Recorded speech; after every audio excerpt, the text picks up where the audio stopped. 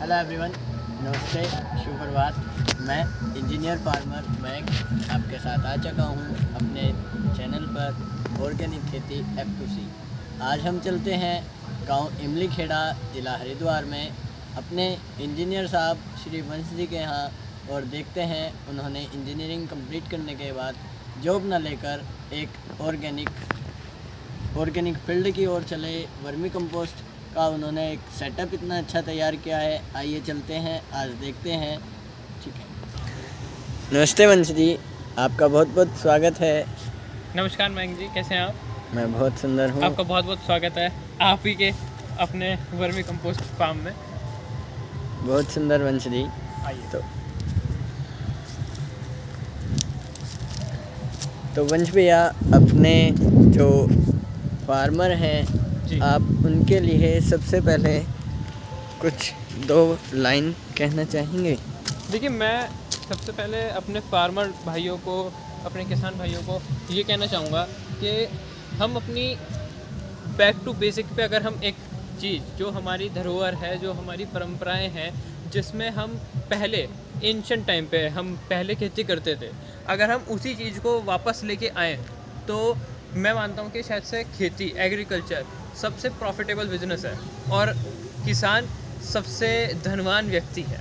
तो अगर हम आधुनिक तरीके से वापस से अपनी ही परंपरागत खेती को अपनाएं, जो हमारे पूर्वजों ने करी थी, अपनी जो हम ये कीटनाशक और जो अंग्रेजी खेती है इसको छोड़ें और वापस से अपने बैक टू बेसिक्स पे आएँ, तो शायद से मैं मानता हूँ कि हम एक बहुत ही स्वस्थ, समृद्ध और खुशहाल जीवन जी सकते हैं। बिल्कुल, बहुत सुंदर। तो वंश जी, ये मुझे जैसे कि दिख रहा है, ये वर्मी कंपोस्ट के बेड हैं, है हाँ ना? जी। तो ये कितने बेड हैं सर? देखिए, पहले ना मैं आपको बता देता हूँ कि अभी हमारे पास में ये जो साइट है, इसमें हम 35 बेड्स की यूनिट है, जो कि 30 बाय 4 फीट यानी कि 30 बाय, मैं आपको अंदर जाके भी दिखा देता हूँ।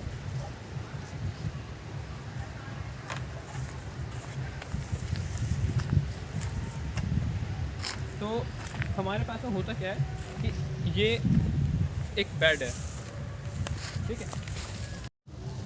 आप देख सकते हैं कि ना ये पेयर ऑफ बेड है, जोड़ा है एक बेड वर्मी कंपोस्ट के बेड का।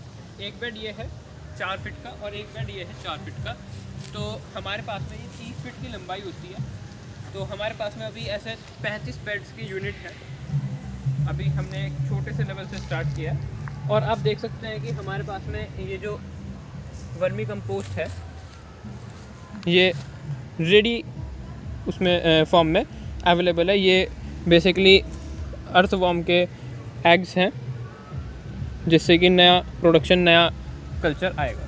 बहुत सुंदर, बहुत सुंदर। ये शायद अभी आपने नया, है ना, ऐसा कुछ किया हुआ हाँ, है, ये ताज़ा अभी है। मतलब नया प्रोडक्शन निकलने की स्टेज पे है। ये रेडी प्रोडक्ट है, इसका प्रोडक्शन निकलना है। बहुत सुंदर। तो वंश जी, ये हम रॉ मटेरियल कहाँ से लेते हैं? देखिए, रॉ मटेरियल हम आसपास के गाँव से ही, गाँव वालों से, और जो गाँव में सभी के पास में कुछ ना कुछ पशु होते हैं या आसपास में कुछ डेयरियाँ होती हैं, तो हम उनसे ही प्रोक्योर करते हैं, उन्हीं से ही हम रॉ मटेरियल, कच्चा गोबर उठाते हैं। यानी कि किसान का यहाँ पर भी आप फ़ायदा करते हैं? बिल्कुल, किसान का हम यहाँ पर भी फ़ायदा करते हैं। हाँ, कि जिस चीज़ का उन्हें उपयोग नहीं है, केवल वो गांव में जो है उपले वगैरह बनाने में इस्तेमाल करते हैं, वो आप एक उचित मूल्य में आप उनसे ले लेते हैं। बहुत सुंदर। तो ये कितना भी पुराना हो या कुछ इनका? नहीं, देखिए, बेसिकली होता क्या है कि केंचुआ जो है ना, अगर मैं आपको केंचुए के बारे में बताऊं तो उसकी बहुत खासियत है। मैं आपको अगर बताऊं कि मैं इस बिज़नेस में आया क्यों, तो हम क्या है कि मेरे को ना दोस्ती करना बड़ा पसंद है और केंचुआ जो है वो फार्मर्स फ्रेंड बोला जाता है। तो अगर हम केंचुए के साथ में अपनी दोस्ती कर लें, यानी कि हर एक किसान केंचुए के साथ में जैसे उसकी पहले दोस्ती थी वैसे से दोबारा से अपनी दोस्ती कर ले, तो मैं कहूँगा कि शायद से खेत खुशहाल और जीवन और भी ज़्यादा समृद्ध हो जाएगा। तो इसी एक चीज़ को लेके मैं इस बिज़नेस में आया। अब होता क्या है कि लोग बाग क्या करते हैं कि गोबर ना समस्या का एक रूप रहता है कि गोबर रोज़ का रोज़ इकट्ठा हो रहा है, तो लोग बाग या तो क्या करते हैं कि उसे नाली में बहा देते हैं, या फिर वो उपले बन जाते हैं, या फिर वो स्टोर करके कुल्डी रख लेते हैं। तो या तो कुछ लोग कुल्डी वाला खाद डालते हैं, लेकिन उसमें होता क्या है कि अगर वो ज़्यादा पुराना होता है ना, तो उसमें दीमक लगने के चांसेस बहुत ज़्यादा हो जाते हैं खेत में। अगर हम अपने यहाँ पे बताएं तो हम लगभग 1 से 1.5 महीने पुराना गोबर लेते हैं, जो कि केंचुए के लिए बहुत अच्छा खाना होता है, जिससे कि हमारी उसके साथ में दोस्ती भी बढ़ती है और वो हमको फिर ऐसे ही रिटर्न भी देता है। ठीक है वंश जी, तो वंश जी जो अपना जैसे बेड है, हमने बेड लगा दिया, गोबर ले लिया, केचुए उस पर डाल दिए, तो उसके बाद इसका टाइम पीरियड कितने दिन में लगभग तैयार हो जाता है? देखिए, इसका जो अनुमान टाइम पीरियड रहता है वो लगभग 40 से 45 दिन की साइकिल रहती है, कि जब हमने एक बार गोबर डाल के केचुए उस पर डाल के सब सेटअप कर दिया, तो लगभग 45 दिन के बाद में हमको पहला प्रोडक्शन लॉट मिल जाएगा। उसके बाद में ये है कि 4-5 दिन के गैप पे हमें प्रोडक्शन मिलता रहता है। तो आप बोल सकते हैं कि 45 से 60 दिन की प्रोसेस रहती है जब तक हम प्रोडक्शन ले सकते हैं। ठीक है, तो क्या इसे जो है केचुआ पालन भी कहा जा सकता है? हाँ, बिल्कुल आप कह सकते हैं कि केचुआ पालन भी। ठीक है, यानी कि एक साथ दो काम हो रहे हैं, केचुआ पालन भी और साथ में वर्मी कंपोस्ट भी, बिल्कुल वर्मी कंपोस्ट, जिसमें अपना भी और किसान का भी दोनों और का। समाज का भी, बिल्कुल सबका जो है फ़ायदा है। बिल्कुल। बहुत सुंदर वंश जी। तो अगर कोई लगाना चाहे हमारा किसान, तो आप उनके लिए क्या प्रीफर करेंगे, उन्हें क्या आप समझाना चाहेंगे? देखिए, मैं तो हर एक किसान भाई को ये कहूँगा कि किसान भाई जो खाद में या फिर यूरिया में या और भी तरह तरह के मैं कहूँगा कि कंपोस्ट फर्टिलाइजर्स में पैसे डालते हैं अपने खेत को सुरक्षित और स्वस्थ रखने के लिए, उससे बेहतर ये है कि वो अपने घर में ही अपनी ही खाद बनाए, केंचुआ खाद बनाए।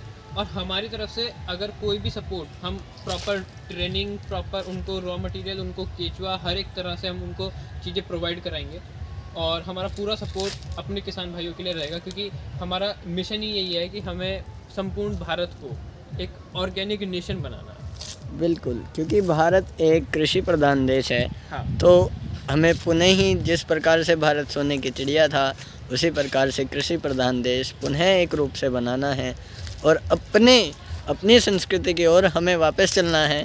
जिस प्रकार से हमारे वंश जी जो हैं, हमारी ये जो आपकी ऑर्गेनिक है, वर्मी कंपोस्ट है, अपनी इंजीनियरिंग भैया जो हैं BTech किए हुए हैं मैकेनिकल से, कोर कॉलेज उत्तराखंड का नामी कॉलेज है। प्लेसमेंट भी भैया को मिली, पर लेकिन शायद कुछ कारण ऐसा रहा कि भैया को इधर ही रहना था, प्लेसमेंट में नहीं जाना था, कि हमारा, आपका और समाज का सबका उन्हें जो है एक विकास कुछ अच्छा मिले, है ना। अच्छा कहाँ से मिलेगा, कुछ हमें करना पड़ेगा। तो एक यूथ पावर जो है, क्योंकि जिस और जवानी चलती है उस और ज़माना चलता है, तो शायद हमारा ज़माना एक अच्छी राह पर है।